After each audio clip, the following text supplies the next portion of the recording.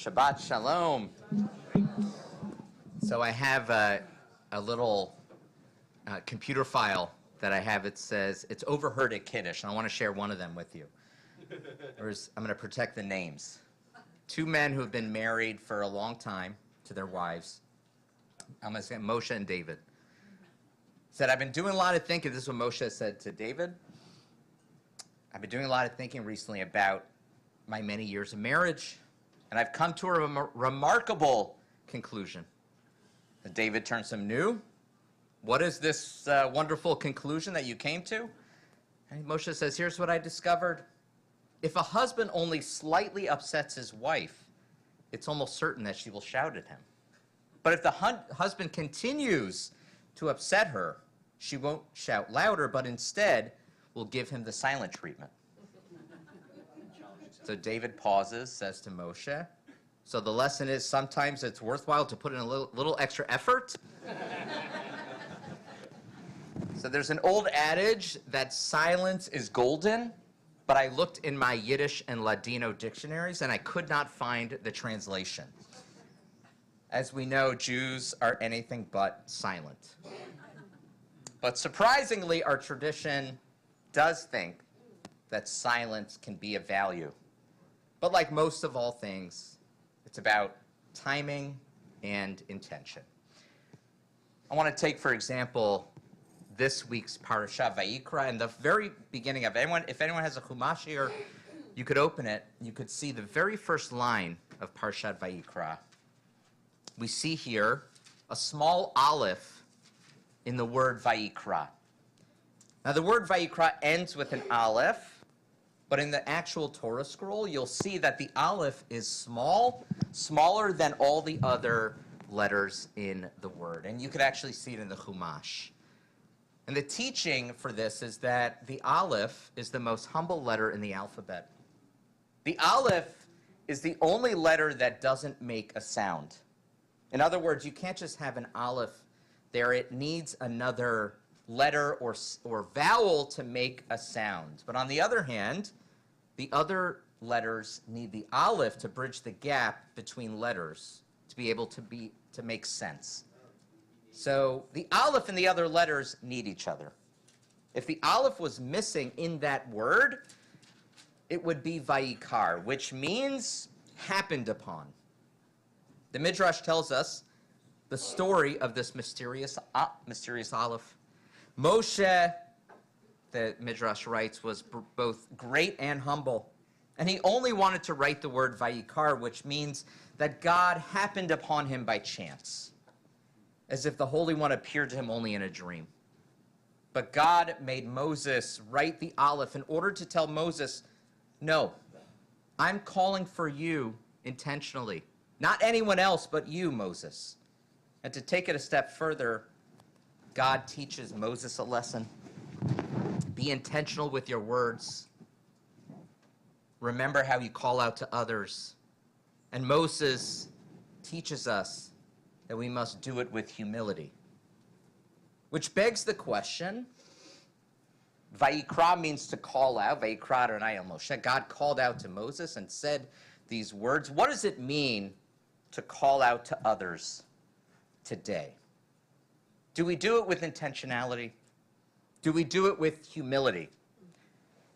And it got me thinking about an interesting discussion on one of my many online rabbi groups that I'm a part of. A recently ordained anonymous rabbi asked, I'm careful not to be overly political in my sermons or when I represent my synagogue, but does the synagogue have the right to curtail postings about my personal opinions under my own name? In other words, the rabbi is asking, can I post whatever I want online, how I feel, while on the pulpit I say different things? What the rabbi is essentially asking is, can I have one place in the world where I can just say how I really feel without it bleeding into my work life? Now, for those of a certain age in the room, not sharing everything in your brain about the world to the world is quite easy.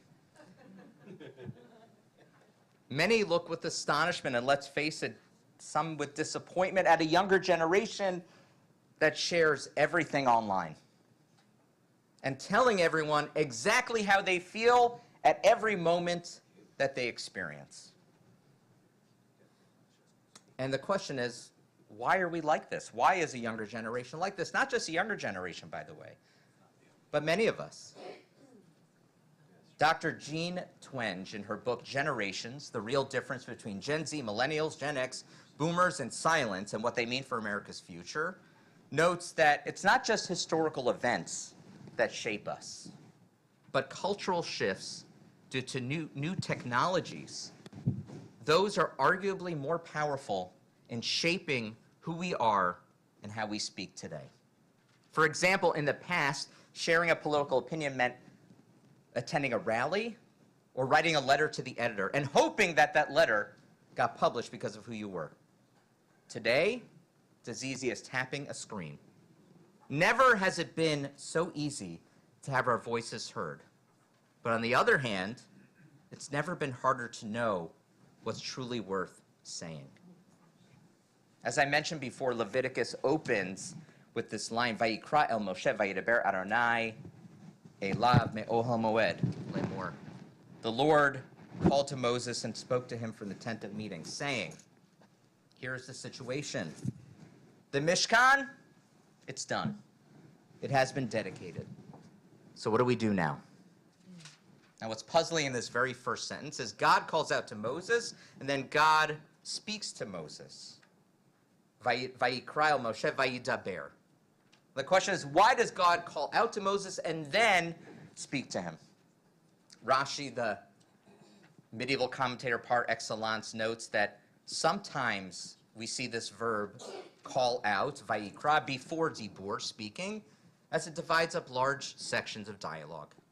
He says the following: it gave Moses an interval for reflection between one division and another, and between one subject and another, something which is all the more necessary for an ordinary man receiving instructions from an ordinary man. In other words, if you receive instructions, you got to pause. Now imagine from someone else. Now imagine God giving you instructions. What do? You have to listen to every word. Take care of every word, every instruction. We live in a time of rapid communication. When something happens, it seems like we have to comment on it almost immediately. If someone asks us a question, we have to answer it right there, no matter what, if we know the answer or not. Now here's something very interesting. Moses, the greatest Jewish mind ever, needed time to reflect. He needed time for silence, which leads to reflection and ultimately to growth. The Passover Seder, which we will be beginning next Saturday night. It's one of the most beautiful Jewish rituals our tradition has to offer the world, one of the most highly observed Jewish rituals by Jews. Now, the truth is, it's not entirely Jewish. Now, the Torah speaks about the obligation of a family eating a paschal lamb on the evening of Passover, not leaving anything left over until the morning, eating matzah and maror, bitter herbs, sprinkling some blood on the lintel of 2 doorposts, and it also instructs the father to teach his son about the Exodus on Pesach. But the Torah doesn't really mention how we do these things during this all-night, long, kosher meat fest. Smorgasbord, right? But Ben Zion Batzer, who wrote the book The Origins of the Seder, says that the sages, our rabbis, adopted the symposium after the destruction of the Second Temple in order to find a replacement for the paschal sacrifice, which could no longer be brought. And they shaped the Passover Seder around the Greek symposium, which also had 4 cups of wine and discussion about philosophy and thought and life.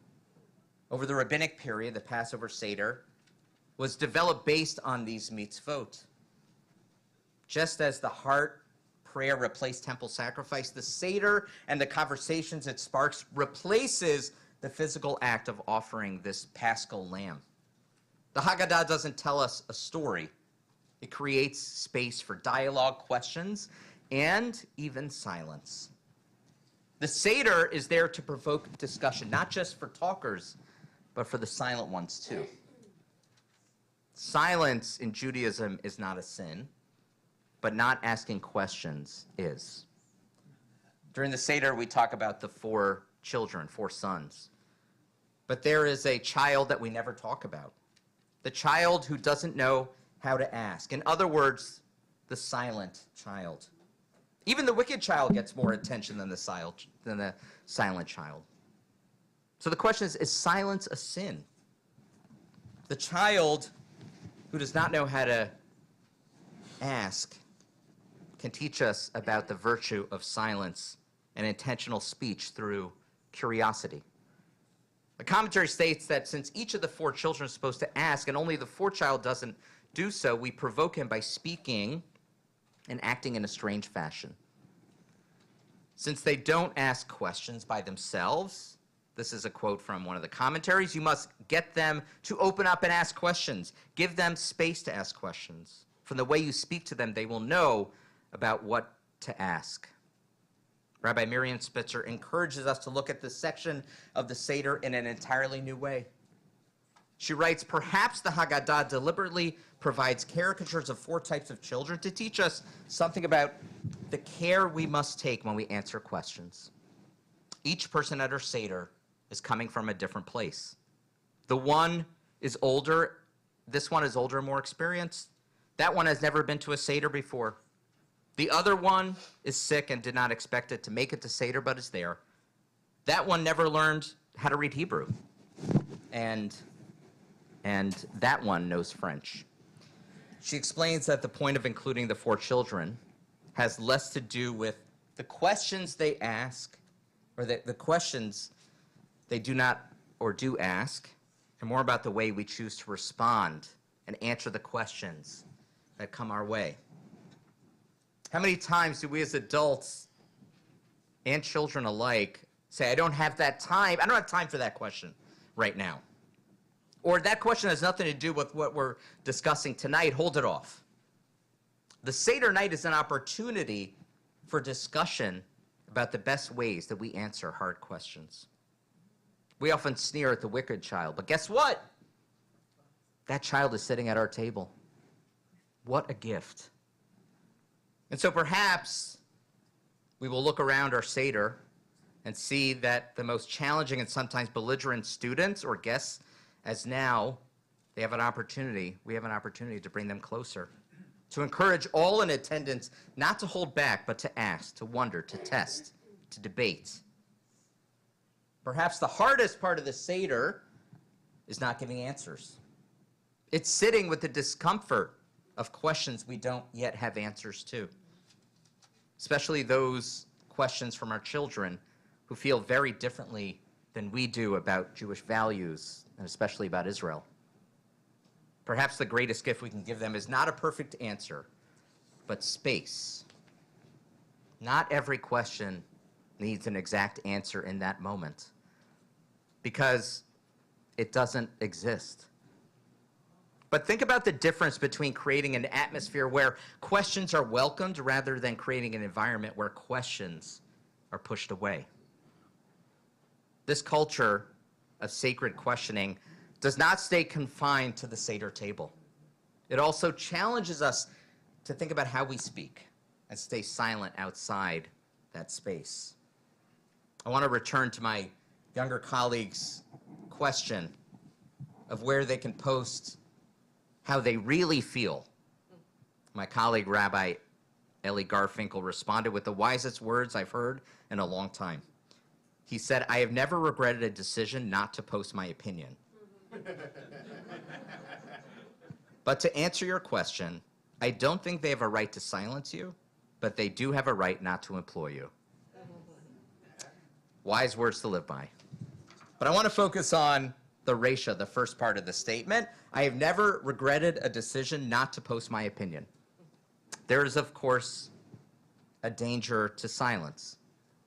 In this week's Torah reading, we find this passage that lists a person as a sinner, although he committed no sinful act by himself. Their sin was withholding vital information, refusing to come forward after the court issued an order for all those with evidence to appear in court. The person didn't lie, they didn't cheat, they didn't steal. The person simply remained silent. They opted out. The Torah tells us that staying silent when you have evidence is a sin of omission, if not of commission. One must atone for the sin of remaining silent. It is a moral outrage. It is a desecration of the teachings of Torah. Even if a person commits no overt sin, they may be guilty of remaining silent. The question is, though, what does that mean for us? What does it mean to have our voices heard today in the right way? As human beings in the digital age, every person, each one of you, has a soapbox. And boy, do we love commenting on everything, whether we know about it or not. But if we take these two teachings together, the power of silence in order to say what is really important, and then the obligation to act on these words once said, this is the essence of what it means to be a Jew. The Passover Seder, like any good meal, is supposed to be memorable. Matzah, as we know, takes a long time to digest. And so too should the words that we speak at the Seder. They also should take a long time to digest. That's why the words we speak at the Seder should be thoughtful and intentional. Words that elevate not just the table, but everyone gathered around it. Let us teach by listening, respond with care, and remember that sometimes the holiest words are the ones we take the time to say or not to say at all. Wishing you a Shabbat Shalom and a Zis and Pesach.